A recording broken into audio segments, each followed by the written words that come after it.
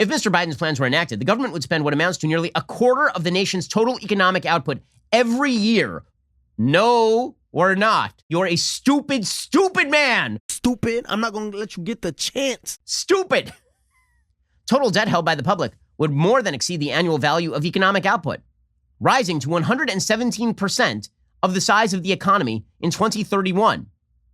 By 2024, debt as a share of the economy would rise to its highest level in American history, eclipsing its World War II era record. For what? For what? What are you even talking about? Why? Honest to God, why? Right now, he's saying we're predicting the greatest American economic growth since the 1980s. You know what we should do? What if we just spend a load of money for no reason at all? What if we blow out the debt to the tune of the worst debt as a share of the economy ever? Like including World War II when we were fighting world wars and had mobilized the entire male civilian population between the ages of 18 and 40 and put them in barracks. It's totally crazy. And the media is like, well, he is trying to shore up that middle class. Oh, you mean the middle class that ended this year with more savings than it had last year thanks to government largesse? According to the New York Times, the levels of taxation and spending in Mr. Biden's plans would expand the federal fiscal footprint to levels rarely seen in the post-war era. Rarely, never, to fund investments that his administration says are crucial to keeping America competitive. That includes money for roads. I love that. It's about roads. Guys, we're spending $6 trillion for roads. No, we're not. Again, if you believe this, you're a stupid, stupid man. Stupid.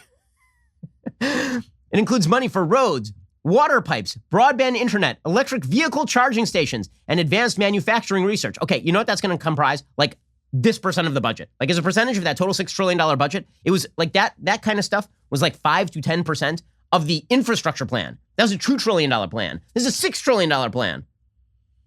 It also envisions funding for affordable childcare, universal pre-K, a national paid leave program, and a host of other initiatives. Spending on national defense would also grow, though it would decline as a share of the economy. We'll get to national defense in just a second because the Biden administration is continuing its quest to wokeify the military. The documents suggest Mr. Biden will not propose major additional policies in the budget, or that his budget will flesh out plans that the administration has thus far declined to detail. For example, Biden pledged to overhaul and upgrade the nation's unemployment insurance program as part of the American Families Plans, but such efforts are not included in his budget. Right, that's a separate plan that he's still proposing. The budget is simply a request to Congress, which must approve federal spending. But with Democrats in control of both chambers of Congress, Biden faces some of the best odds of any president in recent history in having much of his agenda approved, particularly if he can reach agreement with lawmakers on parts of his infrastructure agenda. If Mr. Biden's plans were enacted, again, this is the New York Times. I love how they bury the lead here. If Mr. Biden's plans were enacted, the government would spend what amounts to nearly a quarter of the nation's total economic output every year over the course of the next decade. It would collect tax revenues equal to just under 1/5 of the total economy. How are they going to make up that difference? By selling your bonds, of course, by selling bonds to China, or by having the Federal Reserve essentially manufacture money in order to pay for all of this. In each year of Biden's budget, the government would spend more as a share of the economy than all but 2 years since World War II, 2020 and 2021, which is because we blew out the budget in order to shore up the pandemic response. By the way, who thinks that his budget is going to be his total spending? Which president has the budget been the only budgetary move that's been made over the course of the year? This is madness. By 2028, the government would be collecting more tax revenue as a share of the economy than almost any point in modern statistical history. The documents also show the conservative approach Biden's economic team is taking with regard to projecting the economy's growth. Biden's aides predict that even if his full agenda were enacted, the economy would grow at just under 2% for most of the decade after accounting for inflation, which is sluggish. I mean, at least they're being realistic about that. He will produce sluggish growth. Unemployment would fall to 4.1% by next year, from 6.1% today, and remain below 4% in the years thereafter. Oh, would it? Really? As you inflate all the prices by blowing money into the economy, do you think that unemployment, that people continue to hire at extraordinary rates? Yeah, and this is ridiculous. The Biden forecasts continue to show his administration has little fear of rapid inflation breaking out across the economy, despite recent data showing a quick jump in prices. Under the Biden team's projections, consumer prices never rise faster than 2.3% per year. Well, weird, because year on year, according to the last available metric, the inflation was like 4.2%, like almost twice that. Biden says that now is a great time because the interest rates are low for us to basically just blow money into the economy, which is actually a terrible time to blow money into the economy because that creates bubbles. I love this. Interest rates are controlled by the Federal Reserve, which is independent of the White House. Yeah, super independent. Super independent over at that Federal Reserve. You know who's running the Federal Reserve until 5 seconds ago?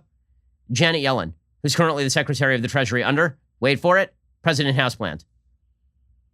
Even if the interest rates stay low, payments on the national debt would consume an increased share of the federal budget. Net interest payments would double as a share of the economy from 2022 to 2031. Okay, it's just insane. It's just insane. Okay, so his plan is to blow out the spending in the middle of a natural economic recovery and in the middle of an inflationary spiral in order to do what? He wants his legacy. Here's the bottom line. He wants his legacy. That guy knows he's not running for re-election. He wants to be a consequential president, and therefore he's just going to blow out the spending because who cares? Somebody else is going to have to deal with that down the line. Unreal. And it's incredible that supposedly, if you confiscate 25% of the American GDP every year from taxpayers, which, by the way, is a minimum, it'll be more. If he does that, then that's going to have no impact on GDP growth, which will continue to grow steadily at 2%, and inflation, which will continue to just be 2% a year. It's just nuts. I'm sorry, this is Fantasyland bullcrap. We all get what we deserve if we decide to go forward with this. How's this for a title? Ben Shapiro Show subscriber destroys like button with clicks and logic. I'd watch that. Make it happen, gang.